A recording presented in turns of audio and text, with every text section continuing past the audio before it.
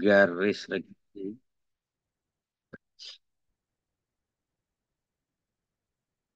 bentuk garis regresi yang dapat menjelaskan ya data pengamatan ini. Salah satunya yang paling sederhana adalah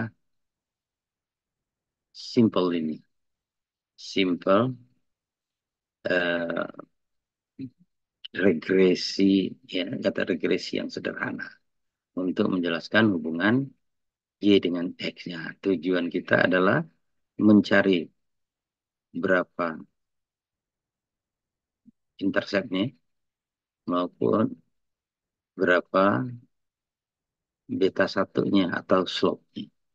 Ya, itu sih tujuan kita. Nah, semakin tajam slope-nya, kalau misalnya data pengamatannya justru di sini, lebih banyak di sini, sehingga eh, lebih cocoknya restriksi kita di sini, maka tentu saja beta satunya akan semakin besar ya. Kalau kita lihat di sini, koefisien ini ya akan sangat mempengaruhi model terhadap perubahan Y ketika X berubah. Ya, karena betanya menjadi lebih besar dibandingkan dengan intercept yang bersifat konstan. Nah, itu kalau pada regresi kita hanya bicara Y dengan X, mana yang mau kita ambilkan Y. Satu perusahaan aja ya, ya kemudian dengan X sebagai pendapatan.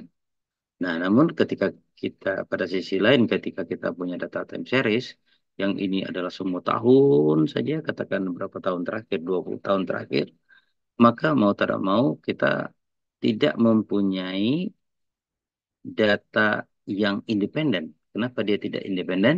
Karena tergantung kepada tahun sebelumnya, tergantung kepada waktu. Jadi data XI, ya ini akan tergantung kepada XI kurang satu dan seterusnya.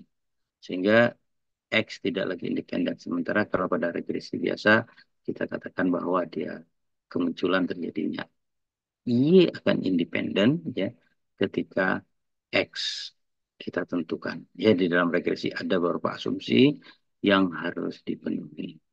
Nah sekarang kalau kita punya dua-duanya. Nah itu tadi kalau kita punya dua-duanya maka kita akan mempunyai data panel. Ini harus gantian di kalau enggak jalan deh. Oke. Kembali kita ke sini.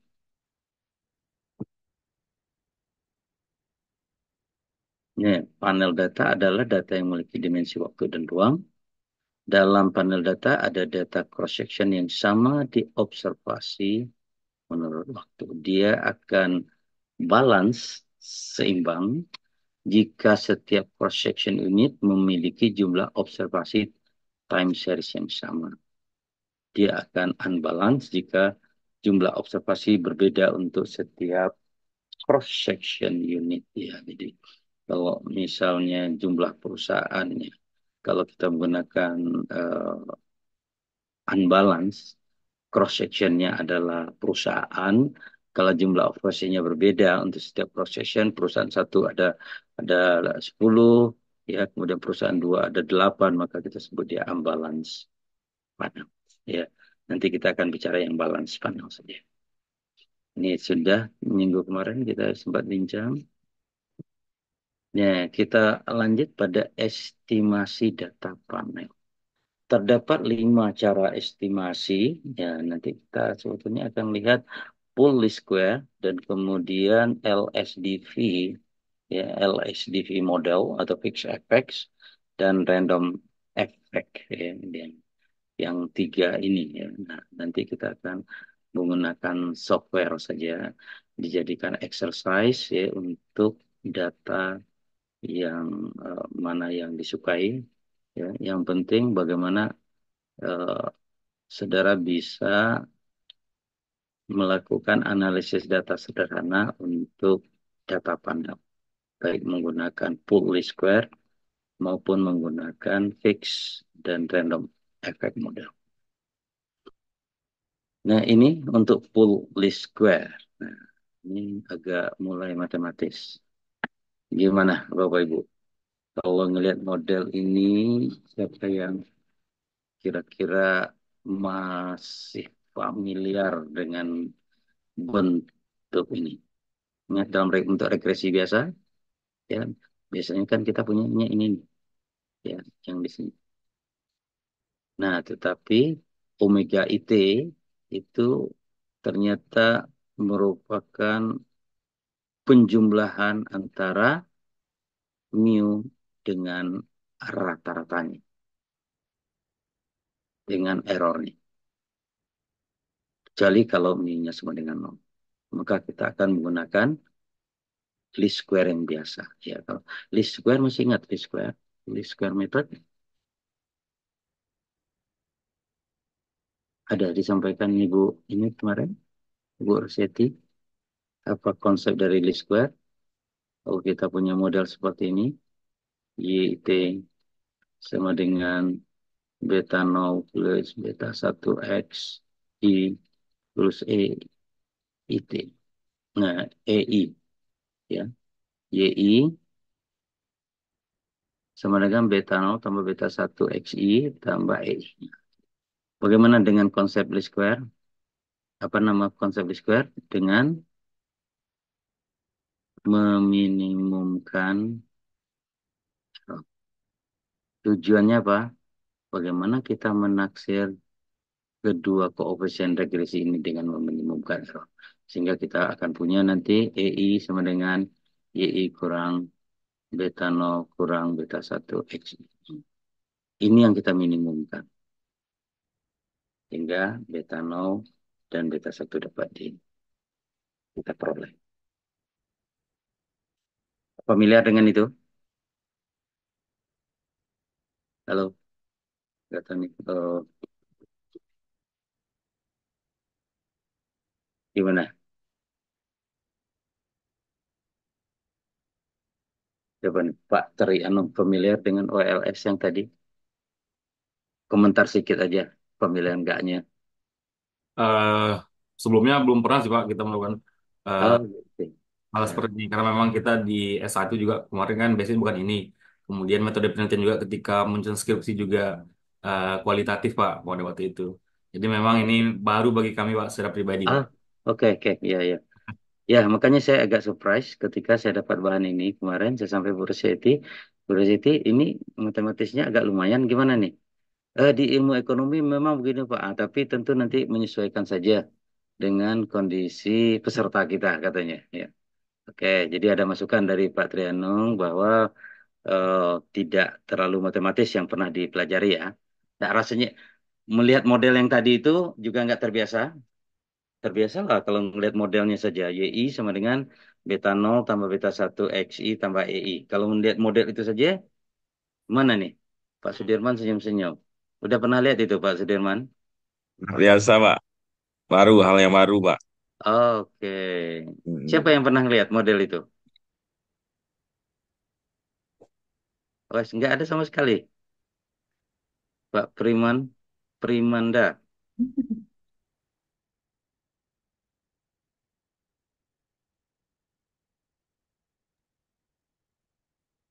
Gimana?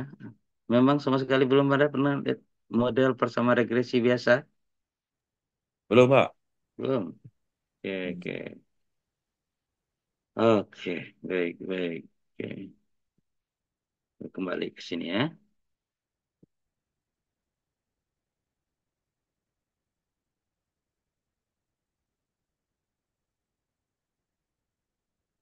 Oke, ya. Ya, jadi apa yang kita pakai di SPSS, yang dipakai di EView, semuanya secara umum sebetulnya adalah konsepnya adalah meminimumkan error ya. Tapi kalau kita menggunakan software, kalau kita menggunakan software, tentu saja kita hanya memasukkan data, ya, memasukkan data Y dan X sehingga kita dapatkan berapa koefisien regresinya. Tetapi konsepnya itu untuk mendapatkan beta 0 dan beta 1, itu konsepnya adalah meminimumkan error. Apa maksud dengan meminimumkan error? Ya, kalau kita punya punya tadi persamaan regresi, kalau kita punya data pengamatan seperti ini, sebetulnya kita bisa punya dapat banyak garis lurus yang bisa menjelaskan hubungan ini, hubungan antara Y dengan X. Itu salah satunya. Bisa juga kita dapatkan garis lurus yang begini. Oleh karena itu banyak sekali garis lurus yang bisa menjelaskan hubungan X dengan Y. Kalau X adalah income, Y adalah expenditure, maka kita tahu bahwa expenditure tergantung kepada income. Ya, kalau income-nya 1 juta, ya expenditure-nya mungkin di sekitar di sini. Kalau X-nya 2 juta, maka Y-nya kalau X-nya terus 3 juta menyebar gitu ya. Sehingga ada hubungan, ada tren positif ketika X naik, Y juga naik. Tetapi yang mana yang paling tepat? Ya, apakah persamaan garis lurus yang satu, simple linear satu, kedua, atau ketiga, dan seterusnya. Ya, konsep dari least square itu adalah meminimumkan error. Error itu adalah jarak dari data pengamatan ke garis kita. Nah, jarak itu. Kalau kita ambil garis satu, maka inilah errornya. Tapi kalau kita ambil ke di garis dua, untuk data pengamatan ini errornya akan lebih tinggi. Kalau kita ambil garis tiga, data pengamatan ini akan lebih banyak lagi. Tetapi data pengamatan yang di sini akan lebih kecil errornya untuk persamaan tiga. Akan lebih besar errornya untuk persamaan dua, akan lebih besar lagi errornya untuk persamaan satu. Nah, itu ada trade-off-nya. Oleh karena itu, nah, or, OLS, Ordinary Least Square, menawarkan apa kata least square atau kuadrat terkecil yang errornya tadi, ini error ini kalau kita kuadratkan EI kuadrat sama dengan EI kurang beta 0 kurang beta 1 X kuadrat. Nah, ini kita minimumkan. Ya, kalau minimumkan kuadrat ini secara matematik kita akan mendapatkan beta 0 dan 1. Itu konsepnya di dalam regresi. Ya, konsepnya di dalam regresi adalah meminimumkan error kuadrat error untuk mendapatkan taksiran koefisien regresi. Nah, itu di berbagai software dia menggunakan konsep. Ya, gitu ya, saudara. Jadi sampai paling nggak sampai segitu saja mestinya paham-paham sedikit lah ya. Konsepnya adalah meminimum kuadrat error. Nah, error itu apa? Error itu apa tadi? Secara umum error itu adalah jarak dari data pengamatan dengan garis regresi kita atau Y taksiran. Nah, itulah. Kalau semakin besar jaraknya ini, ya, data pengamatannya 10, Y barnya ternyata tuh 25. Nah, kalau Y barnya 11, ini nggak terlalu jauh jaraknya, tapi dengan 25 terlalu jauh. Nah, ini yang diminimumkan oleh error. Nah, lalu sekarang data kita bukan hanya data cross section, tetapi datanya juga ada data time series digabung, data unit lintas sektor, apa itu unit cross section dan unit runtun waktu. Nah, dia gabung sehingga kita akan mempunyai dua error WIT dan EIT. Dan jika mu nol, maka tidak ada individu spesifik efek khas individu, maka pool OLS akan menghasilkan estimator yang unbiased, konsisten, dan efisien. Ini istilah statistik, kental istilah statistik ini tak bias. Apa arti tak bias? Pokoknya salah satu em, sifat dari penaksir yang baik, kan kita ingin menaksir tadi beta 0 dengan beta 0 topi, beta 1 kita taksir dengan beta 1 topi. Nah, apa syarat penaksir yang baik kalau dia unbiased? Unbiased itu artinya dia tepat menaksir sesuatu yang akan dia taksir. Dia tepat ya, tidak bias. Ya. Nah, konsisten itu semakin besar ukuran sampel, maka dia akan semakin tepat dia menaksir. Nah, ini namanya sifat-sifat estimator, sifat-sifat menaksir.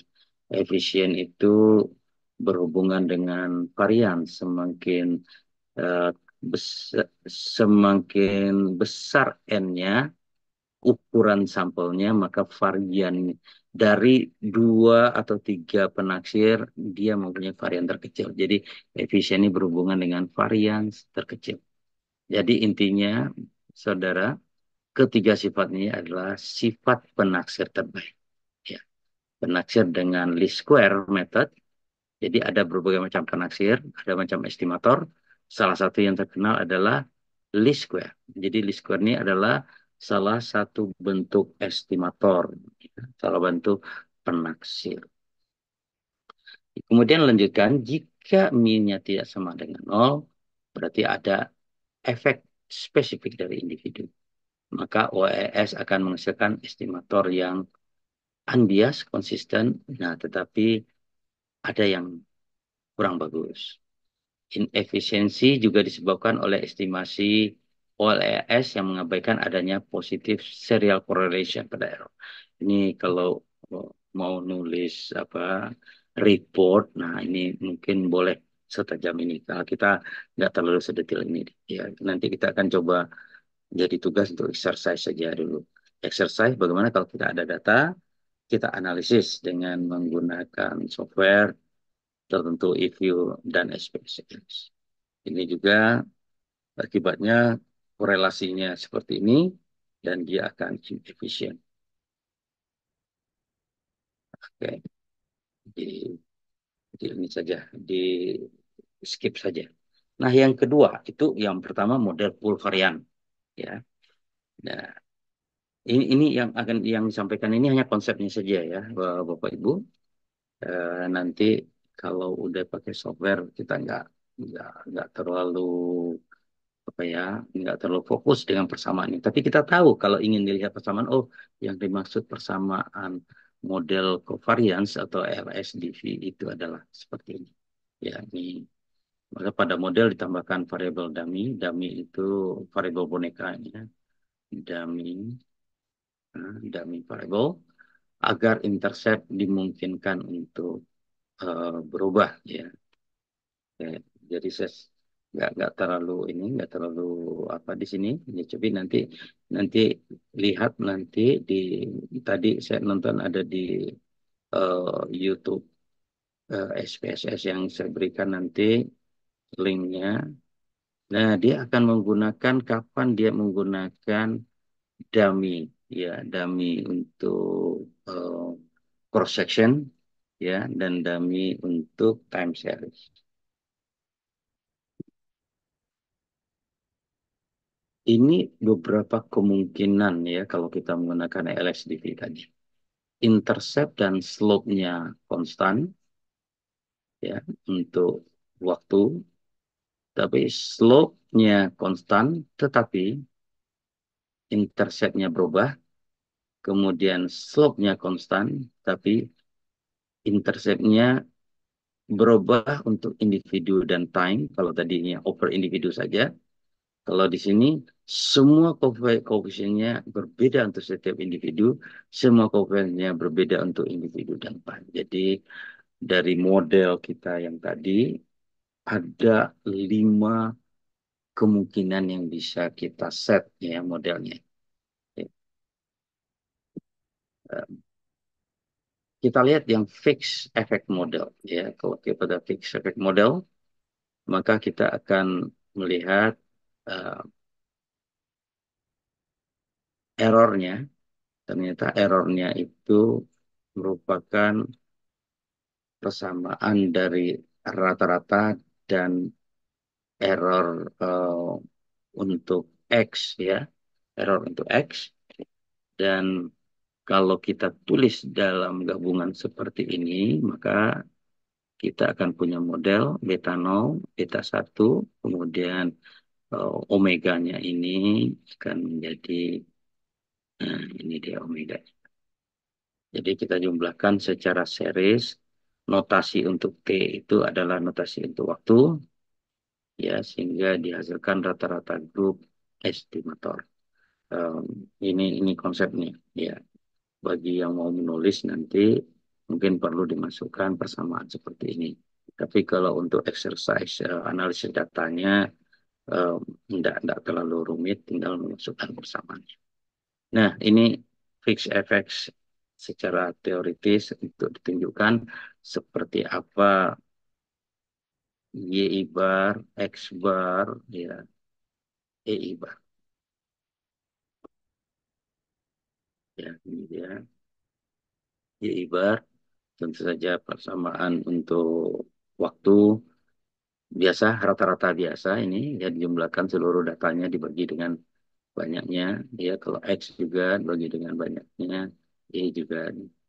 Dan sehingga model tersebut dapat kita nyatakan dalam bentuk seperti ini.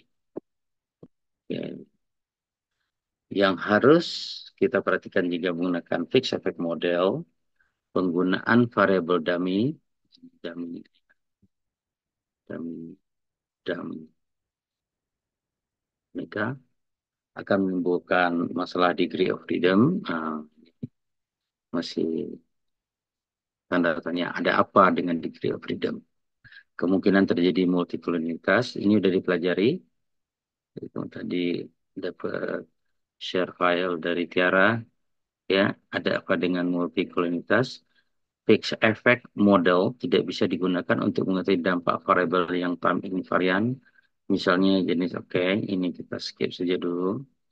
Hati-hati dengan error term. Error term harus dimakai. Oke. Error term itu tadi itu yang kita miliki itu ada dua error term ya. Nah, untuk random effect model yang membedakan itu adalah asumsinya. Ya, asumsinya. Nah, nanti untuk melihat beda random dan efek dan fixed effect model itu akan kita gunakan di software saja. Ya, jadi Bapak Ibu nggak terlalu apa ya khawatir nanti udah menganggap, waduh ini modelnya kok rumit amat ya. Sebetulnya bagi yang belajar di statistika dasar, kita ada asumsi-asumsi ini sesuatu hal yang lazim ya, bahwa ekspektasi error sama dengan nol, itu maksudnya kalau kita punya apa tadi definisi error, error itu kan jarak antara data pengamatan dengan data taksiran. Jadi kalau data pengamatan kita seperti ini, maka ini adalah error. Ya, error. Ini YI-nya, ini YI topinya. Nah, jarak ini yang kita sebut dengan error. Nah, rata-rata dari error itu harus sama dengan nol. Artinya apa? Model yang kita dapatkan itu meminimumkan rata-rata. Kalau kita punya E-nya di sini, berarti jaraknya di sini yang satu di positif, satu negatif. Tapi kita tahu bahwa jarak adalah hanya berdasarkan arah saja, positif atau negatif. Maka dia akan saling meniadakan atau rata-ratanya akan sama dengan nol. Artinya kita mencari sebuah garis yang meminimumkan error. Nah, ini konsep dari ekspektasi EIT. Variannya konstan. Nah, ini yang homogeneity of variance. Ya, udah belajar ya heterosedastisitas ya dan seterusnya.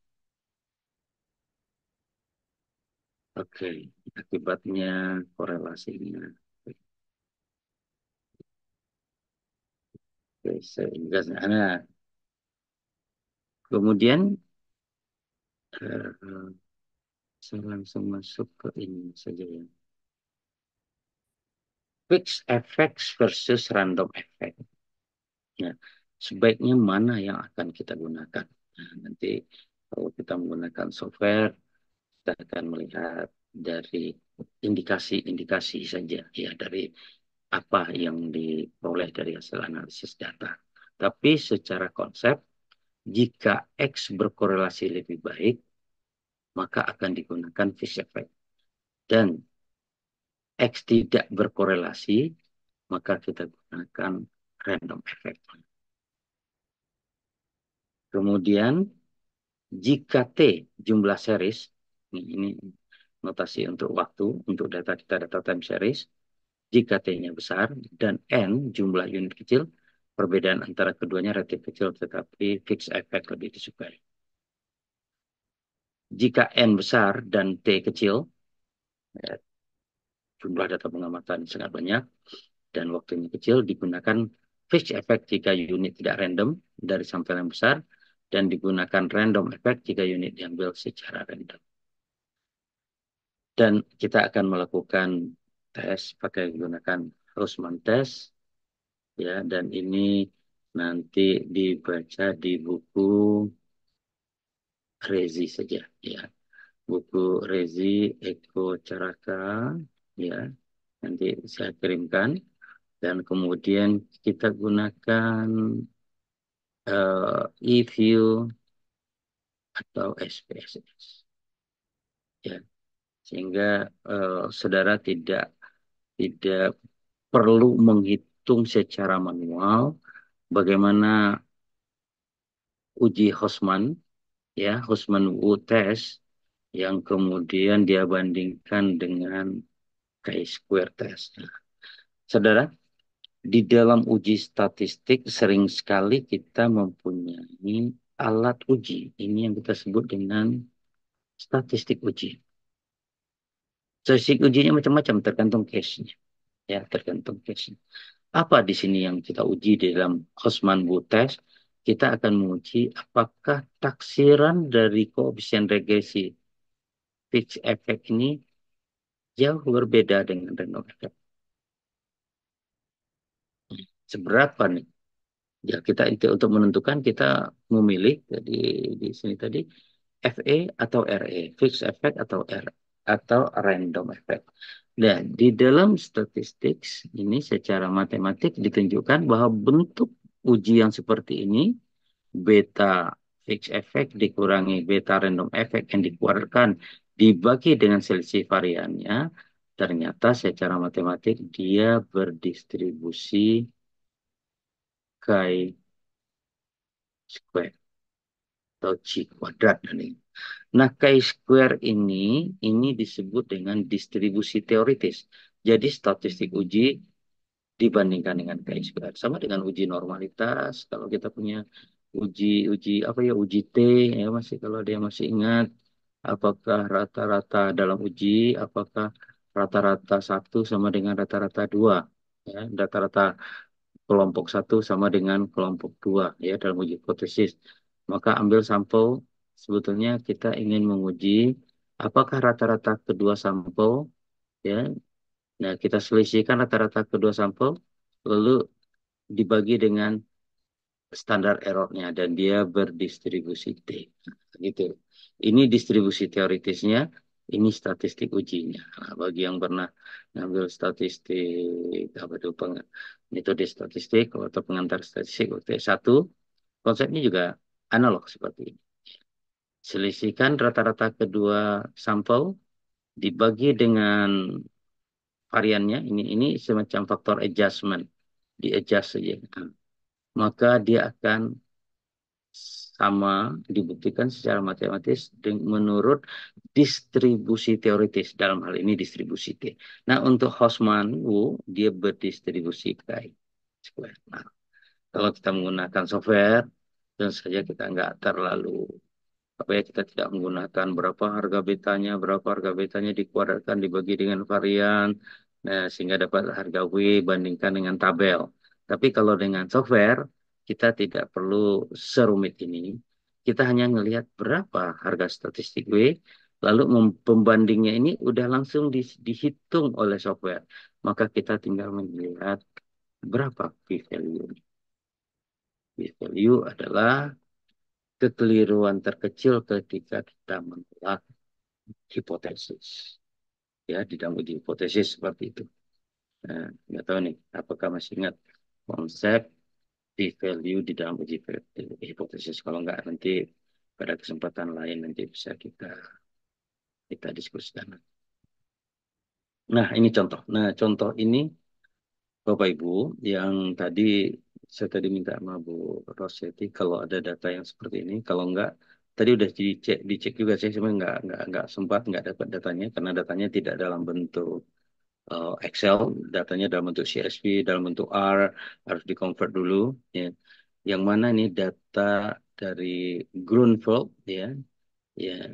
Kalau kalau masukkan di internet, data Grunfeld untuk regresi data panel gitu. Nah, maka akan muncul beberapa alamat situs ya yang diberikan, tetapi ternyata data Grunfeld ini sangat banyak variasinya karena sudah dimodifikasi macam-macam ya. Bahkan ada satu tulisan ya, satu satu paper untuk menjelaskan data Grunfeld ini. Ini disertasi PhD-nya dulu nih, Grunfeld. Penelitian tersebut bertujuan untuk mengetahui bagaimana real gross investment ya sebagai Y dependent variable dipengaruhi oleh real value of the firm cross sectionnya X2 dan real stock capital X3. Sebagai contoh digunakan data dari 4 perusahaan sebagai sampel selama 20 tahun. Dia menggunakan balance panel berarti datanya sama ya untuk setiap perusahaan, datanya sama. Lalu digunakan metode estimasi, ya, YIT sama dengan D1 tambah beta 2 tambah beta 3 ST tambah pool di OLS. Ya. Kalau kita lihat di sini sampelnya dari tahun 35 sampai 54, total panel observation-nya 80. Nah, ini tadi pengen exercise ini sebetulnya target tadi, cuman datanya tadi nggak dapat. Nanti kita coba kesempatan lain. Kalau saya dapat datanya, kita coba sama-sama. Sehingga kita dapatkan hasilnya seperti ini.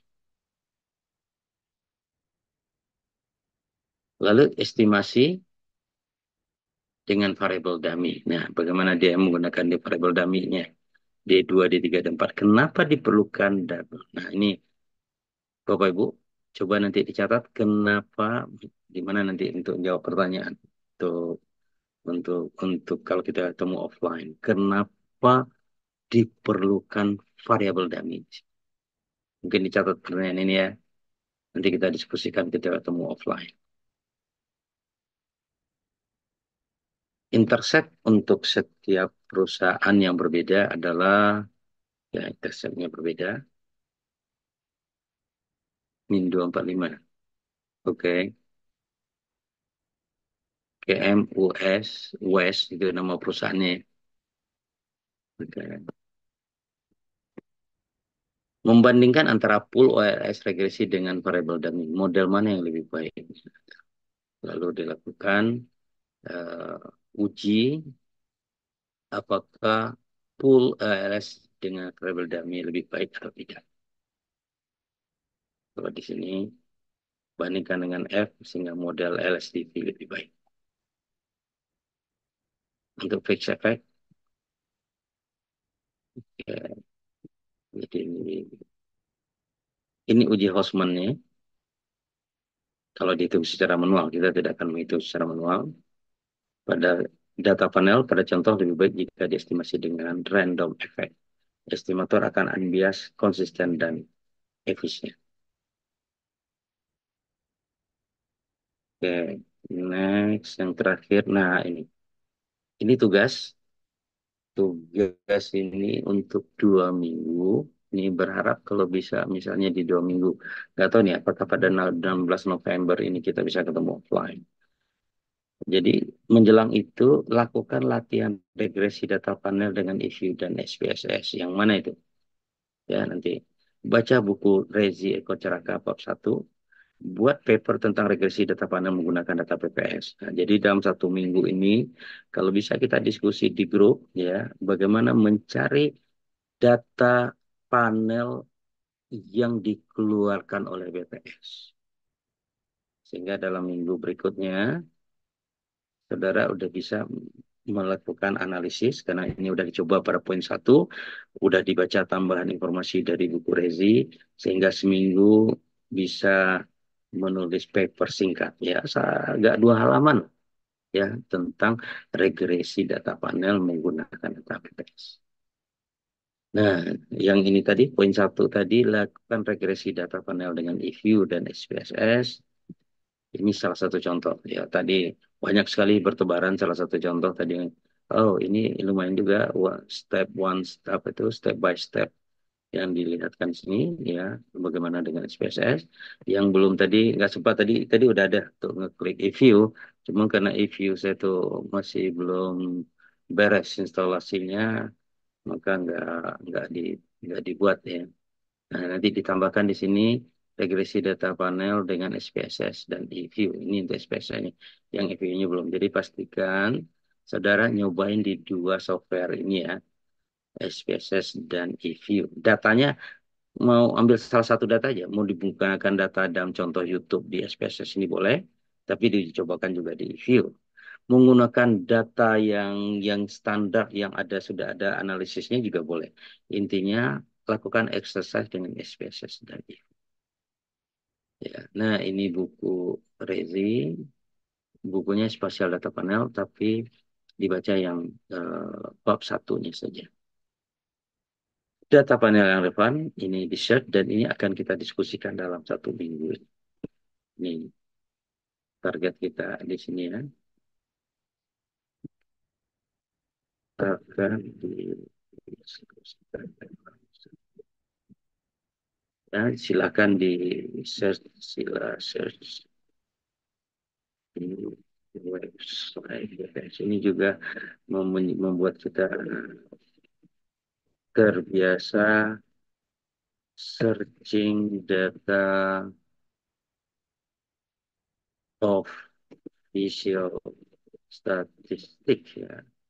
Apa data official statistik? Ini statistik resmi pemerintah.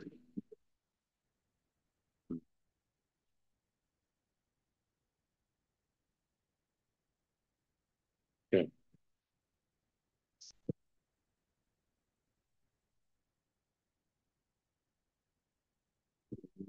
Ya, yang ini tadi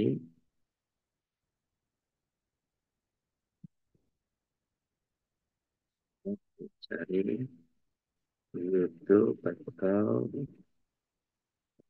penjelasan step by step analisis data panel dengan YouTube. Ya, yang ininya di ini spesial mana? Ya. Gimana, Bapak Ibu? Mungkin ngantuk jadinya pagi-pagi begini? Ya. Tapi bahan yang Tiara kirim tadi, tadi malam mana Tiara? Halo. Ya, Itu bahannya Tiara agak agak lumayan matematis juga. Eh, Makanya tadi bahannya sejalan. Udah kalau gitu pakai bahan dari Bu Rosetti aja. Nah, mudah-mudahan nanti kita kan tidak sedalam itu membahas teori ini. Ya, target kita apa? Target kita adalah bisa melakukan analisis data panel. Kita bisa mengidentifikasi data panel itu yang kayak gimana nih? Oh, ini ada data time series, data cross section, ada perusahaan ya. Kemudian ada data time seriesnya ya data tahunan ya berapa tahun terakhir dan kemudian kita regres ya antara Y dengan X1, X2, X3-nya. Ya. Contoh yang populer di ekonometrika itu adalah data Grunfeld. Nah, gimana ngambil data Grunfeld itu nanti coba ya kalau dia menggunakan tadi masih menggunakan yang udah di search tadi, saya coba search hampir semuanya dia menggunakan software R atau Python. Nah, nanti saya coba kalau convert misalnya ke data. Oh, tadi juga ada data text files ya. Ya, mengconvert ke ke mana? Ke eView maupun SPSS. Kalau SPSS dia kan datanya kan berdasarkan kolom ya udah ada worksheetnya ya ada worksheetnya seperti hanya e-view. Tetapi kalau pada bahasa R, bahasa Python dia nggak menggunakan konsep seperti itu ya.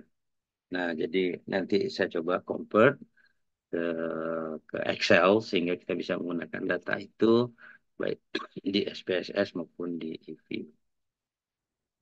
Oke, nah ini kemudian buku Rezi ini dapat dari kawan juga, nggak tahu nih apakah, mudah-mudahan Bismillah aja, mudah-mudahan ndak ini ya, ndak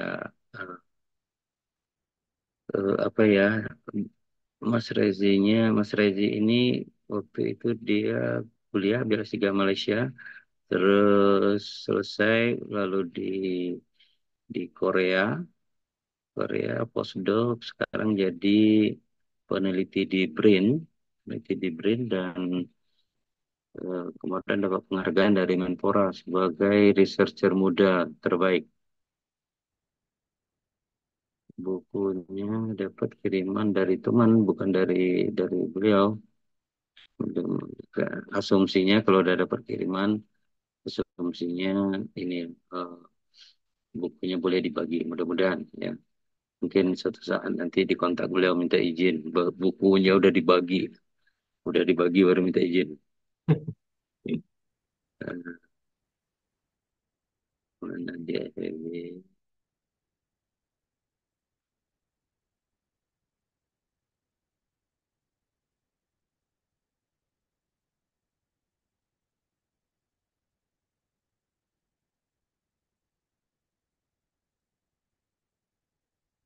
Oke, udah dikirim ke grup.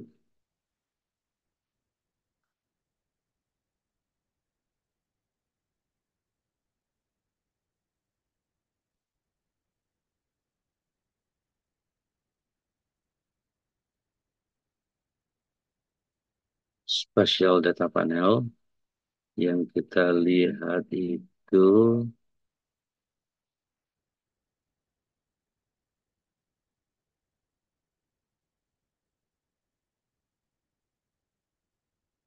nah ini aja, bab satu. Di bab satu ini kita udah dapat, kalau ini udah bicara spasialnya. Nah, kita cukup yang data pemodelan regresi data panel, kemudian estimasinya. Ya, ini yang tadi common effect dengan pendekatan OLS, peak effects dengan LSDV, random effect dengan JLS, lalu pemilihan modelnya. Nah, lalu digunakan ada Hostman test. Jadi bukan hanya Hostman test, ada Chow test, ada Lagrange multiplier, ada Jack-Barrat test, ada beberapa tes untuk pemilihan. Nah, ini yang jadi tugas membaca dan memahami bab satu ini. Sebetulnya ini versi lain dari apa yang disampaikan di slide yang tadi. Nah, mudah-mudahan di sini menjadi lebih, ya, masih tetap matematisnya, ya masih. Nah, ya. Nah, dia nggak punya data juga dijelaskan di sini. Kalau kita lihat mana tadi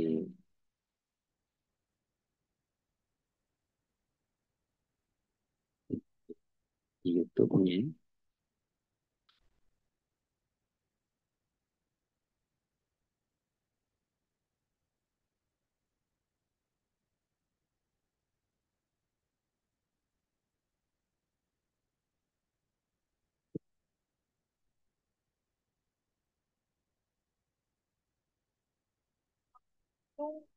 Cobain pakai dan cobain. Dan ternyata hasilnya, wow.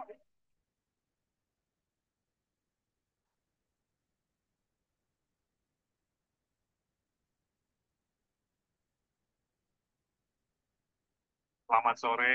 Assalamualaikum warahmatullahi wabarakatuh. Salah, Saya ini dikelilingin pendekar-pendekar pendidikan dan kebijakan. Jadiin kok salah ini. Bentar ya.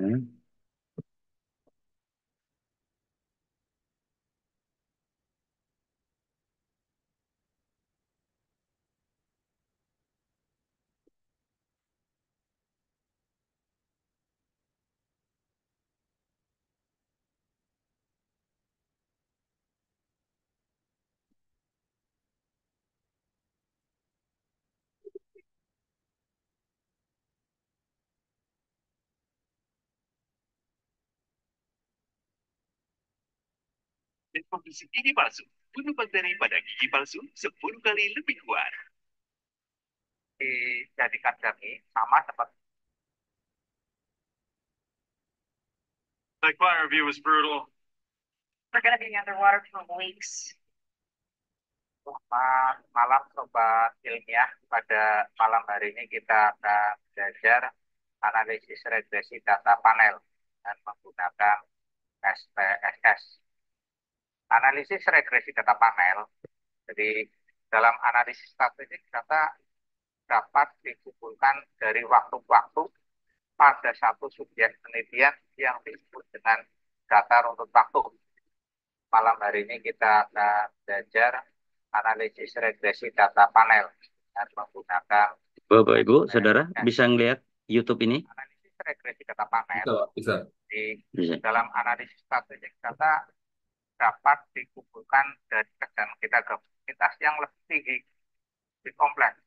Tentu pada analisis regresi data panel yang dapat digunakan, yang pertama adalah diasumsikan intercept dan Gaussian slope konstan sepanjang waktu. Ini diasumsikan yang pertama semacam itu. Jadi untuk setiap individu dan waktu. Ya, ini yang 5 Lain. kemungkinan tadi. Kemudian yang CRN, PPM, Nah, ini Saudara yang mau kita uji cobakan, yes.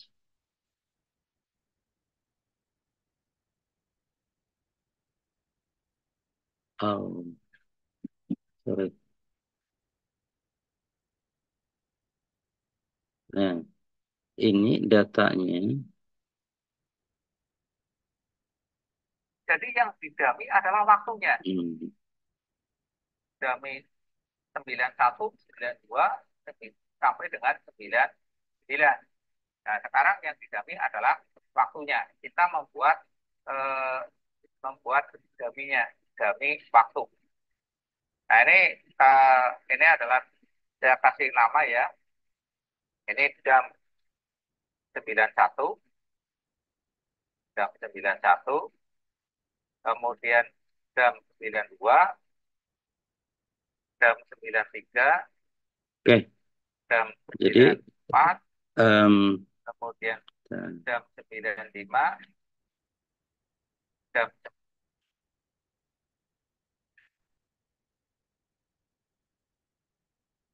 oke. Nah, jadi itu pengantar untuk data panel. Ini baru bisa dipahami kalau saudara memang lakukan sendiri, exercise sendiri, ya. Artinya dari data yang ada, kalau misalnya teman-teman bisa mendapatkan data yang dari contoh di YouTube tadi, lalu menggunakan data itu di exercise, fine, bagus, ya.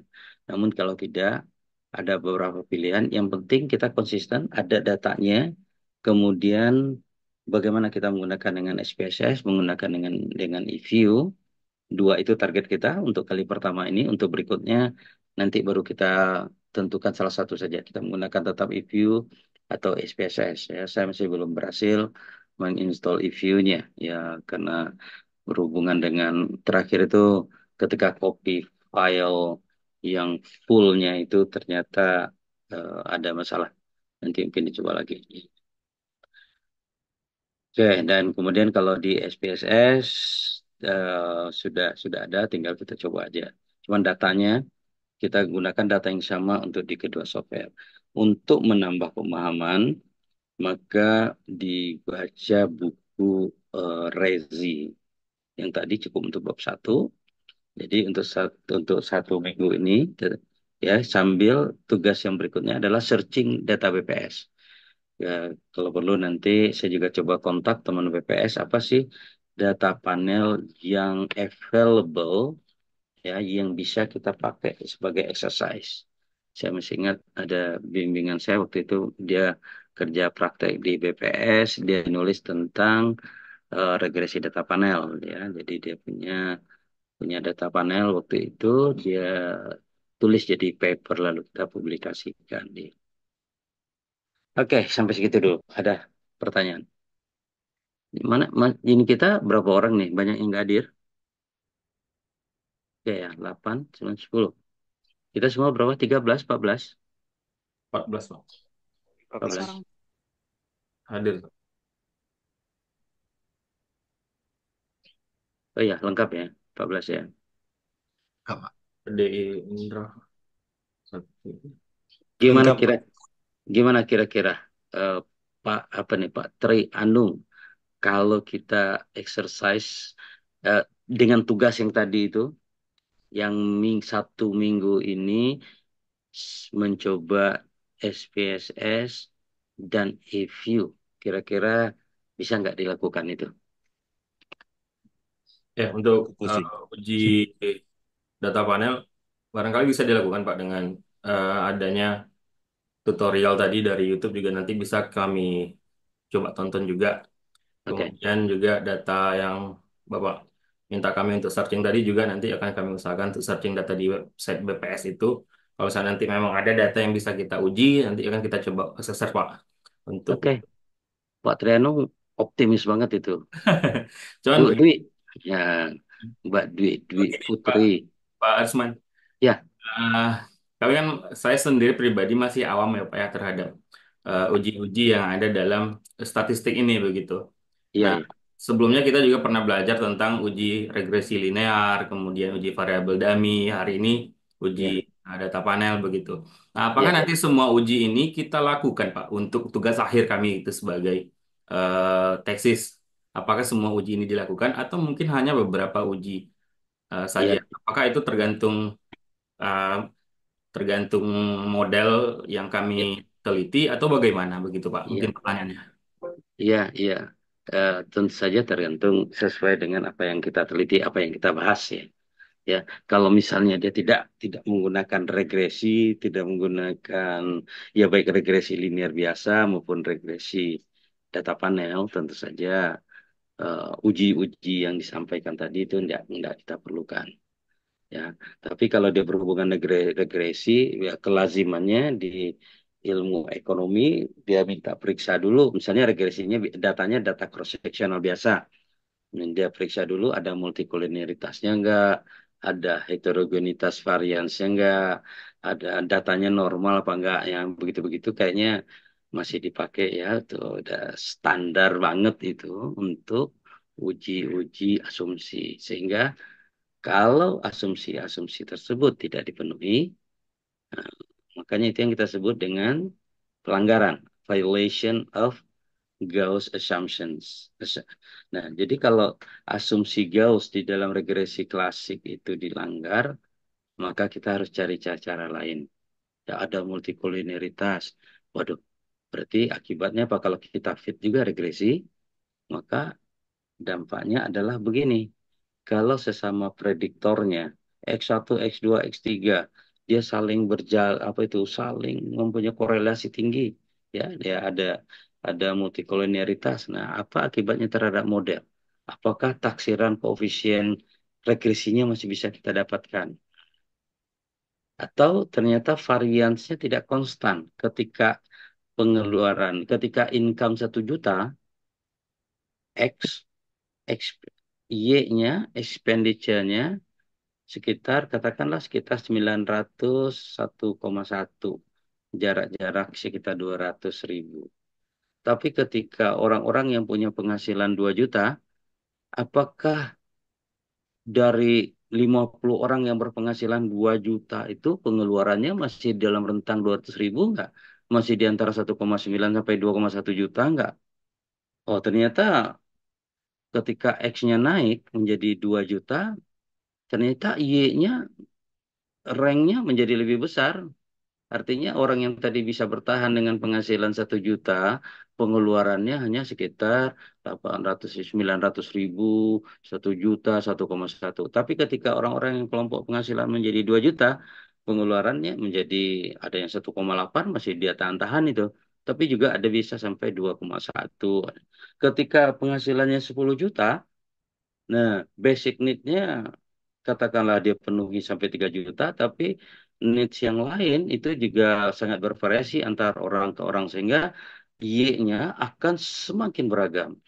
Maka kita sebut ada masalah dengan kehomogenan variansi pada Y ketika X makin besar. Nah, itu pelanggaran berikutnya dari asumsi Gauss. Maka biasanya disuruh cek juga itu Pak Tri. Nah, jadi memang disesuaikan sih dengan eh, apa tuh kasus yang dibahas. Nah, terakhir-terakhir di ini nggak tahu mungkin dengan Bu Rosyati atau Bu Ani, seperti apa kuantitatif analisis untuk tesis. Saya juga belum dapat gambaran nih, karena ini baru pertama kali juga di IE, jadi belum belum lihat juga tesisnya gimana. Syarat dengan matematis dengan kuantitatif approach-nya. Tapi biasanya apa kalaupun ada dasar-dasar teoritis itu literaturnya sekarang itu semakin banyak mudah kita telusuri. Jadi kita telusuri literaturnya, kita sampaikan teorinya, ya kita pahami, kemudian kita fokus di analisis data dan kemudian di interpretasi data. Rasanya sudah memadai. Ada teorinya, kemudian analisis data. Nah, di bidang keilmuan ilmu ekonomi terutama nanti adalah bagaimana kita menginterpretasikannya. Yang ketika interceptnya negatif, ketika interceptnya bervariasi, ketika ininya slope-nya begini. Nah, itu interpretasi itu justru teman-teman di ilmu ekonomi yang paham. Kalau di statistiknya hanya menjelaskan bagaimana kita mendapatkan ini, bagaimana teori kalau kita menggunakan datanya data spasial, ya. Tapi ketika hasilnya didapat, interpretasi ekonominya, mestinya itu teman-teman di ilmu ekonomi yang paham, ya. Gimana? Ada yang lain? Ada saran? Ada usulan yang lain? Jadi jangan pandang dari sulitnya, pandang dari ini, saudara, bahwa statistik ini menjadi alat bantu kita, terutama dalam jangka pendek untuk membantu penelitian di tugas akhir tesis. Wah, saya perlu tahu banyak ini. Tutorial-tutorial juga tersedia. Kemudian, oke, kalau di kelas sangat terbatas, tetapi ada arahan. Oke, saya tinggal menelusuri saja. Ya, saya pengen nyoba data Grunfeld. Kenapa sejak tahun berapa tuh? Data Grunfeld dijadikan acuan untuk data panel. Nah, ini kan menarik ya. Dan sampai sekarang masih dijadikan apa itu? Jadi bahan latihan dari berbagai perspektif.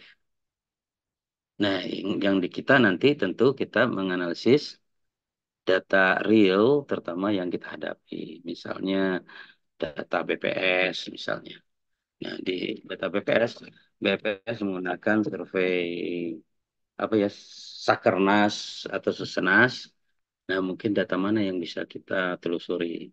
Kalau misalnya nanti ada memang kita perlu mengundang teman BPS nanti, saya juga bisa nyari teman. Kalau bisa misalnya dalam pertemuan online dia bisa ngomong agak setengah jam data panel seperti apa aja yang tersedia di BPS. Nah, itu juga kita kita upayakan yang seperti itu.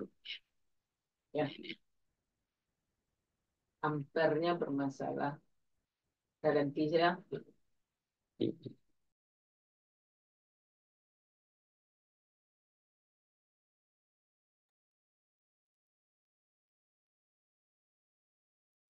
Oke, baik.